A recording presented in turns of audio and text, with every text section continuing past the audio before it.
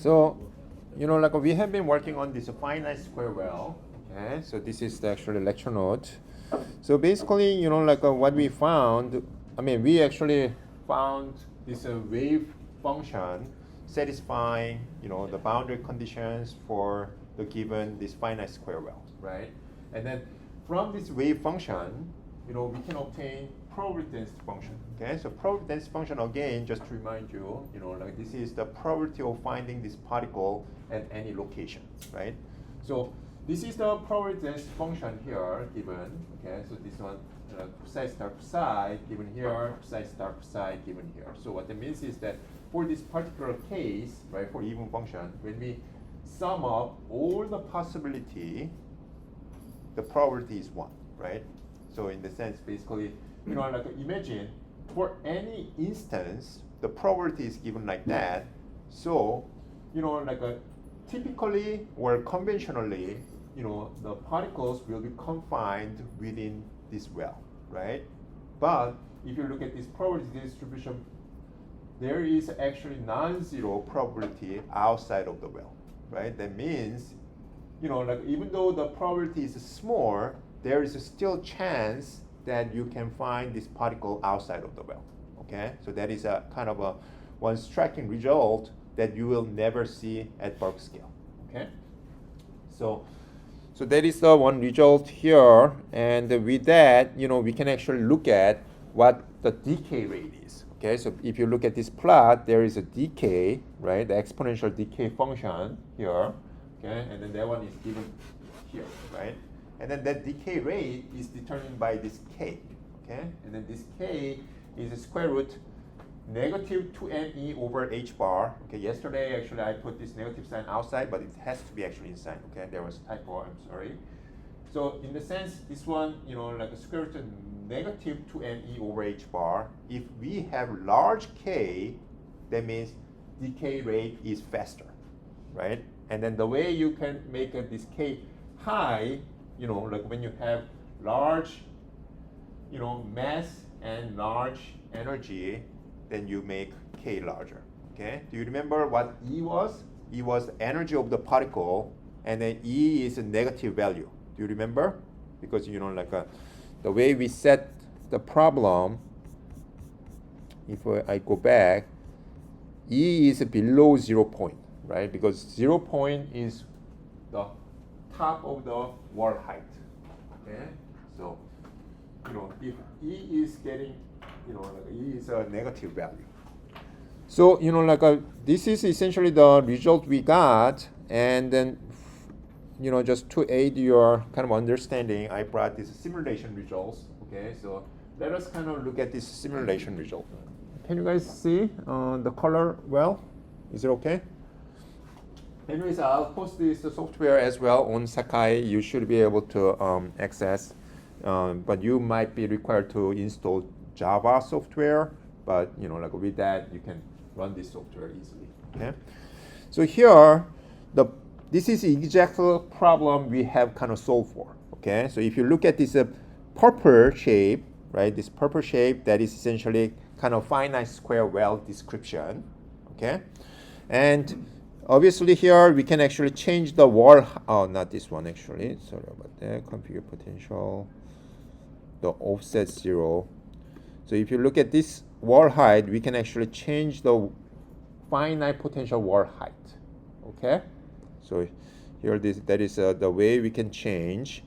And then, as we change the wall height, or let's just kind of fix this wall height here, and then do you see this green line? Okay, the horizontal line, that is essentially available states or available energies for this given potential description. Okay, so for example, here we have 11 horizontal green lines. Okay, these are the discrete energy levels where particles can sit. Okay, only energy levels that particles can sit. Okay, so for example, like if a particle is sitting in this bucket, the energy must be one of these 11 energy levels. Okay, so in the sense, energy level is not continuous. Again, energy level is discrete. Okay, the particles cannot sit, like, you know, for example, between this E10 and E11. Okay, it must be sitting on these available energy states. Okay, these are essentially kind of corresponding to also the solutions that we obtained graphically. Okay, so for example, look at this one. Do you guys remember? Like, we were trying to find the solution for the crossing points, right? So for the given U naught, this is essentially related to the wall height. Do you remember? U naught is the wall height. So, you know, for the given U naught, for example, if we increase U naught, we are essentially increasing the wall height. And then as we increase the wall height, what happens to number of solutions? It increases. Do you guys remember? Okay. So for example, you know, like this is a one particular, you know, case for even, but, you know, we can also look at the odd, right? I mean, the same idea. So for example, if I decrease the wall height, look at the number of energy states available. The number of states decreases, right? So that is essentially kind of a, you know, aligned with what we kind of solve for, right? So for example, in this case, it has only 6 available states, 6 available energy states. So what that means is that when we are looking at odd and even solutions, we will have, you know, 6 crossing points. Okay. So, and then if we actually decrease even further, you know, like when we make a very, very shallow wall height, at least we expect one solution. Do you guys remember? You know, as we decrease the wall height, we will have at least one solution coming from this even solution, right? So for example, here, as we decrease U naught, making very shallow wall height, we are gonna still have one crossing point. You guys remember for this one? Yeah, so there is one crossing point that represents this energy state. Okay, so in the sense, even though we make wall height very, very small, we will have at least one energy state available for the particle to sit on. Okay, so that is essentially kind of we can understand this problem.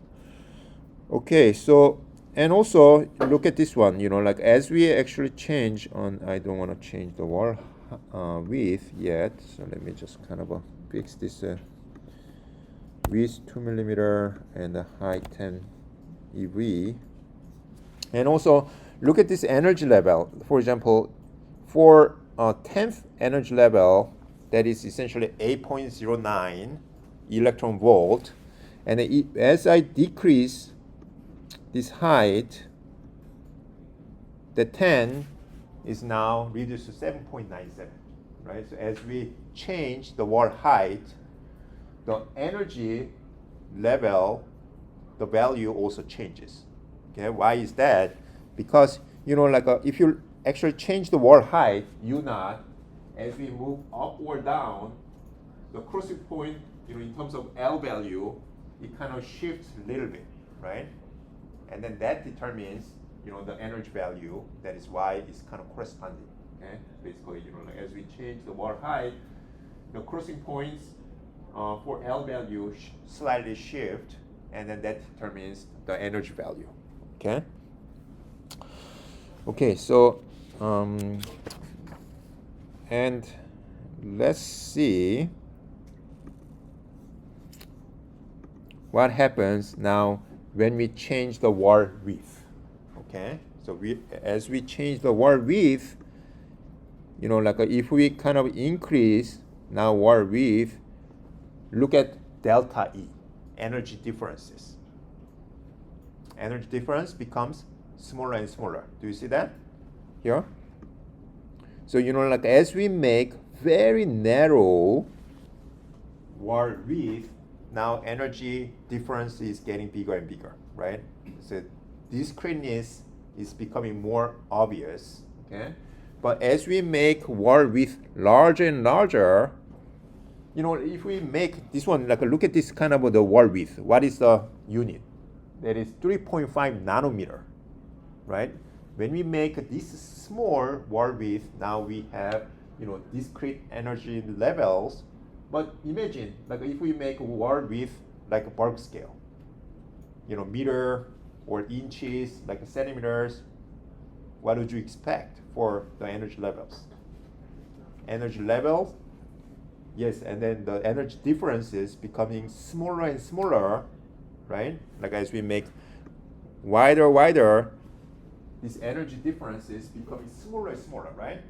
And then eventually, when we make it into like kind of a, like a 1 meter or 1 centimeter, it's essentially kind of quasi-continuous, right? Because energy level is a very kind of finite space.